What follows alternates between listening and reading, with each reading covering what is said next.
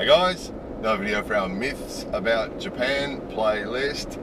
It's amazing that we even have to make a video about a topic like this, but it has come up fairly regularly over the years in various forms. People will ask us, I heard this thing, is it true? Or they'll send links to things, or sometimes we see people stating it as fact. And we sort of been pretty much ignoring it because it's one of those things that it should be obvious it's a myth. It should be obvious it's not true, but here we are. Here we are addressing it because apparently it's not obvious to everybody. And the myth is that Muslim people are banned from Japan, or in actual fact, quite often it's extended from that Islam is banned from Japan and anything Islamic is banned from Japan. And we see it expressed in various ways. Quite often it's from people making comments like the reason that there's no terrorism, there's no Muslim terrorism in Japan is because Muslims are banned from Japan, right? Which that is just so wrong on so many levels. Obviously, to most of us it's really obvious, isn't it? But just for the sake of it, just so that if someone does bother to do some sort of search, that maybe there'll be a little bit more truthful information out there about it, to let them know that it's not true. And always that people are doubtful for different reasons. So we'll start with as many facts as we can come up with. So first one is, we've already proven this wrong because we've showed you prayer rooms in shopping centres and at the international airport, and they've been set up for anybody that wants to use them can go in there and use them and can go in there and pray or do whatever religious thing they want to do. But they have also been set up with Muslim people in mind because they have somewhere to cleanse themselves first, and they have prayer mats, and they have the Quran, right? Which is another part of this myth that we sometimes hear, that the Quran is banned in Japan and the Quran in Arabic is banned in Japan and all this sort of thing. Well, we've already proved that wrong because we've showed you the prayer rooms and we've showed you the Quran, which is they don't always, but they usually have in the prayer room, they have the little mark on the wall to show where Mecca, the direction that Mecca is. They have the mats on the floor. They have the Quran there as well. And it's just, so that's the first. Okay, we'll stick to the facts for a while. Okay, so we've already shown you that exists in Japan. So if Muslims were banned from Japan, that wouldn't exist in Japan, would it? The next one is halal food. Halal food has been in Japan for a while, but it's become more and more prevalent. So a lot of the businesses that we have on the English Friendly Directory weren't halal before, but now they are. Because those of you who know a bit about halal, we don't know much about it, but we know it's not very difficult for them to make food halal, and then that means that Muslim people are comfortable eating it too. And again, this is all about just being inclusive. It's just about making, that's a business decision, that one. The airport thing and the shopping centre thing is just a consideration thing for people who have a different religion that requires them to pray a certain number of times a day. That's there as a kindness to them. The companies that do it, it's probably a kindness thing, but it's obviously more of a business decision as well. And the reason is that there are a huge number of tourists who come to Japan from Muslim countries regularly. So that are here every day. There's also a huge number of Muslim people who live in Japan. Now, we can't tell you how many, because nobody can tell you how many, because the Japanese government never ask us our religion, right? And this is the next piece of proof. For those people, you always get people that, it's all a conspiracy and you're just brainwashed, or you're part of the conspiracy, or whatever craziness, right? So we can prove the prayer room. We've shown it to you. We can prove the halal food thing. It's all over the internet. Search halal food Tokyo, right? You'll come up with all the halal restaurants.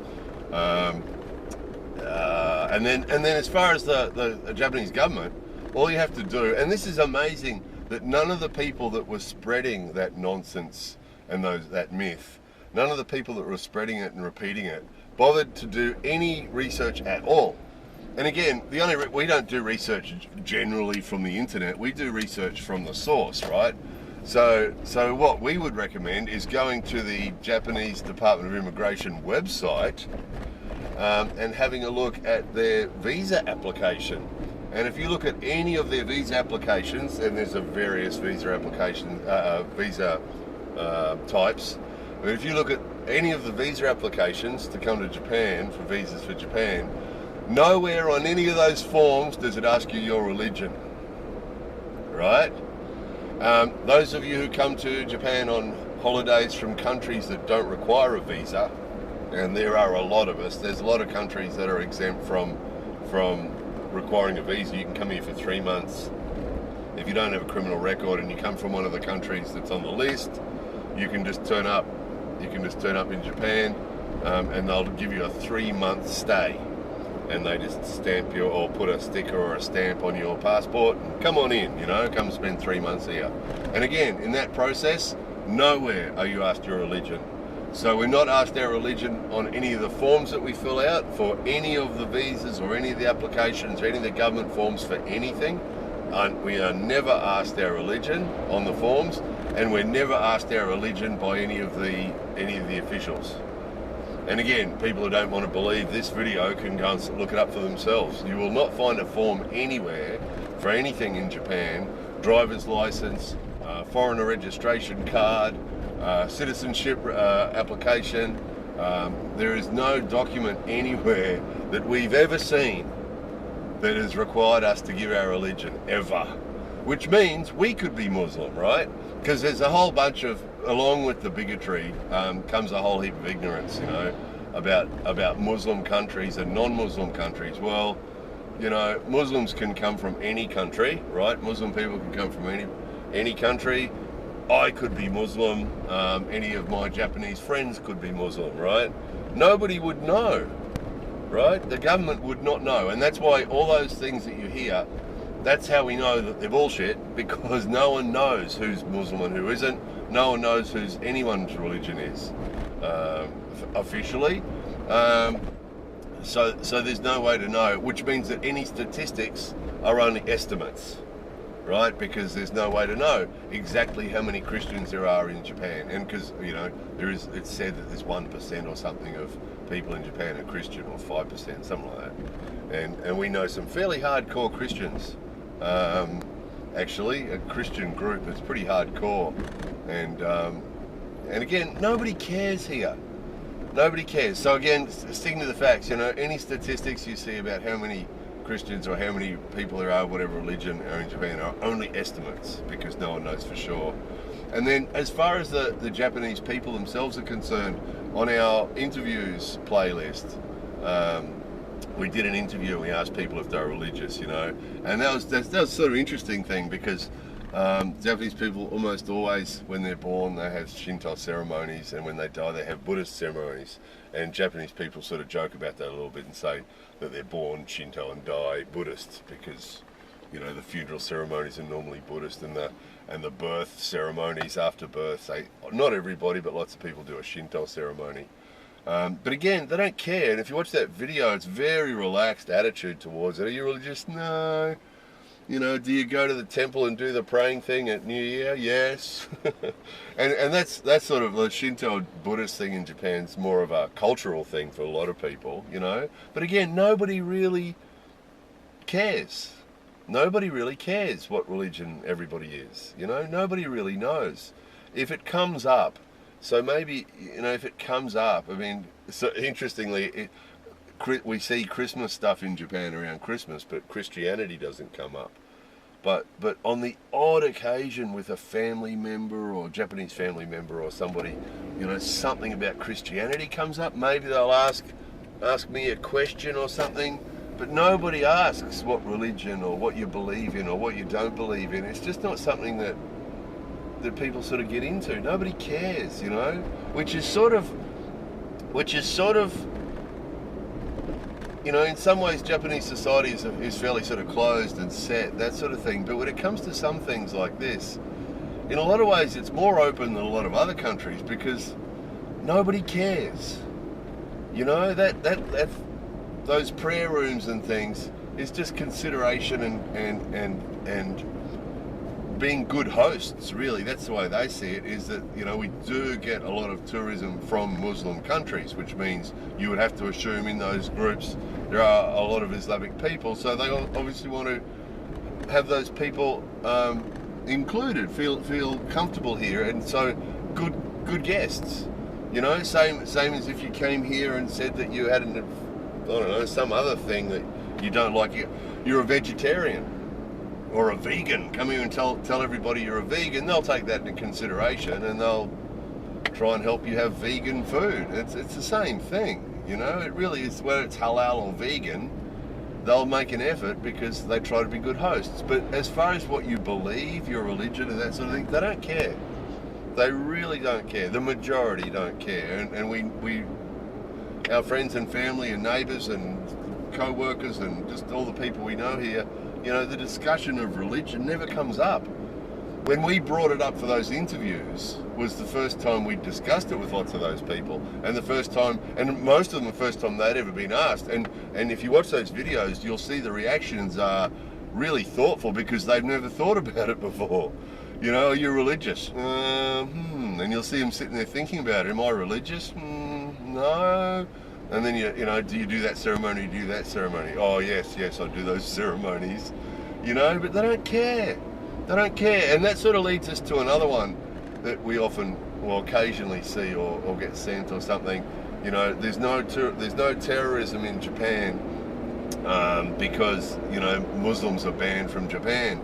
Well, there actually has been terrorism in the past in Japan, but it was by Japanese people from some crazy sect. When was that? 30 years ago or 40 years ago or something. And they set off sarin bombs in the Tokyo subway system and killed lots of people. So that was domestic terrorism, you know. But as far as terrorism from Islamic extremists, well, Islamic extremists probably don't have any reason to hate Japan. You know, any Islamic extremist that ever been to Japan would probably feel quite comfortable here. No one's going to care. You know, if you're an Islamic extremist who like to go around bombing places and you came to visit Japan, you'd probably go away liking the place, because there's nothing here for an Islamic extremist to get angry about. And the other thing is that in last 70 years, now again, just trying to think of more logical and reasonable answers to these myths, you know. I mean, why is it that there's been no Islamic terrorism in Japan? Well, we'd have to put the question back as to why would there be? You know, if an Islamic extremist came to Japan, he'd probably quite like the place and no one would care. You know, I believe in Allah and I'm Islamic, and people go, oh, very nice. You know, that sounds very nice. They wouldn't care. And the other thing is, let's keep in mind, Japan hasn't fired a shot in anger in another person's country for the last 70 years. Well, actually, no, that's 75 years now, isn't it? So they haven't been involved in any of the bombings or the killings or the invasions or the occupations or the liberations or whatever you want to call it. Any of that stuff that's been going on in the Middle East, you know, that's upset lots of Islamic extremists. You know, so we're not on that list. You know, as George Bush just came to mind. He said, you're either with us or you're with the terrorists. Well, actually he was wrong, because there's countries like Japan that weren't with anybody. There's countries like Japan that just didn't participate either way. Just said, no, we're not going to do that. So, you know, the only possible exception to this, the only exception to this, of course, is that there are American bases in Japan, which probably does put us on that list a little bit. But then there are American bases all around the world. We showed you a map once of how many American bases there are in Japan. There's other maps that show how many American bases there are around the world.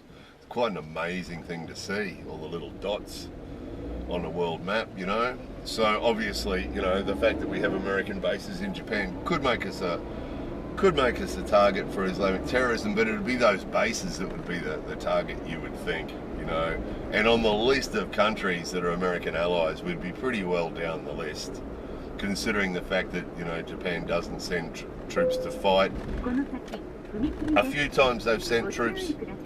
A few times they've sent troops as support, logistical support, or to build things like schools or roads or things in countries that have had wars, but they haven't sent people to go shooting or bombing or anything like that. So that'd be the answer to that question. You know, why hasn't there been any Islamic fundamentalist terrorist attacks in Japan? Well, why would there be? Would be the question to that. I mean, there's a lot more countries on the list that would come before Japan for that sort of attention.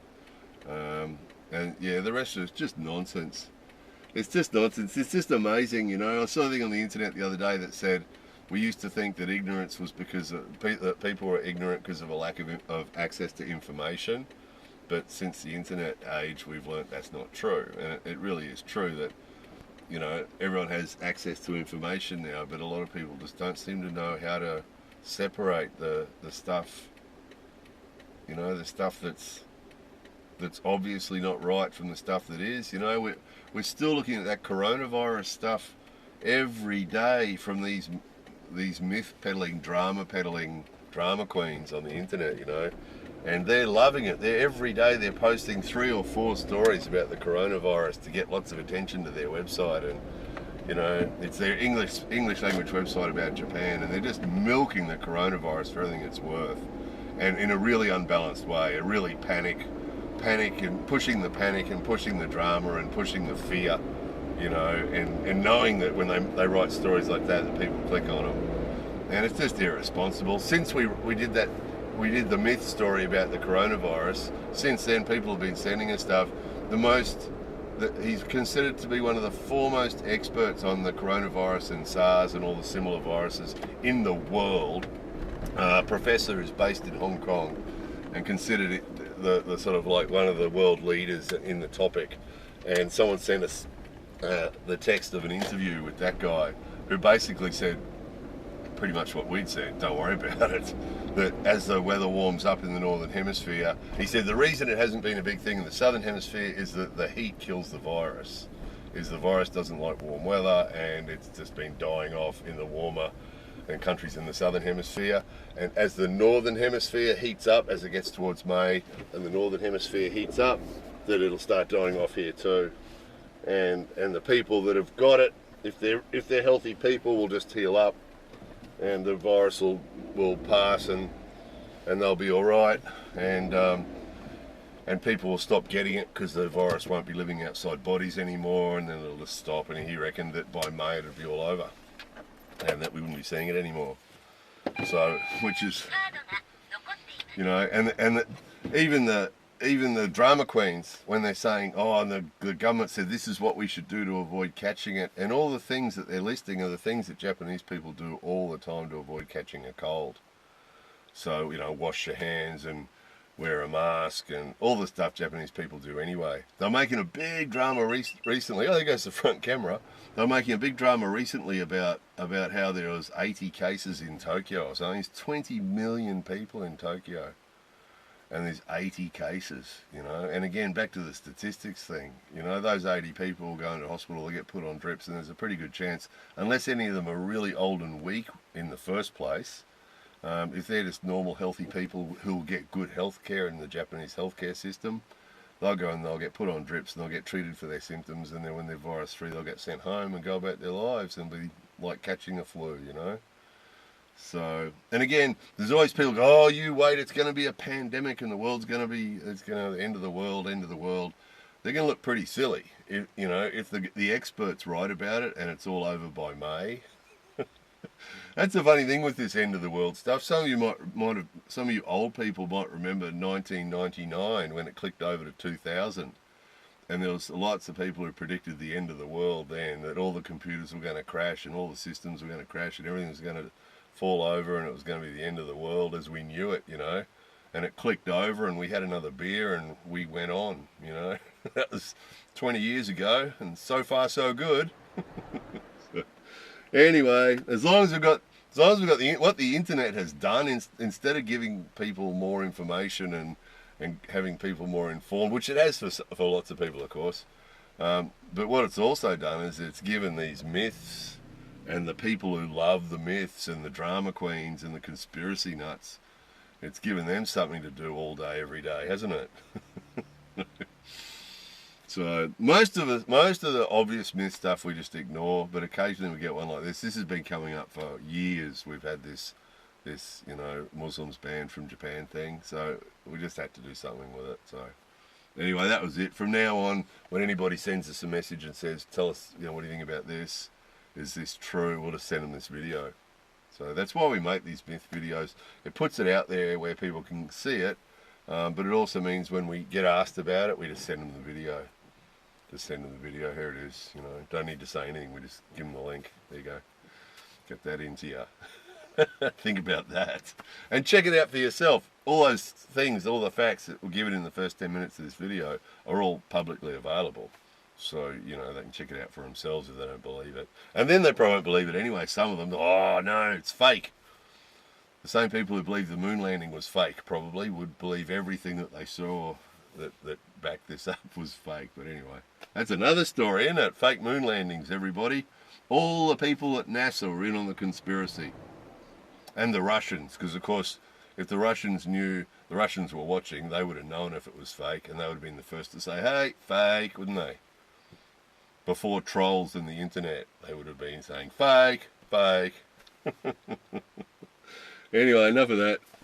More videos coming soon.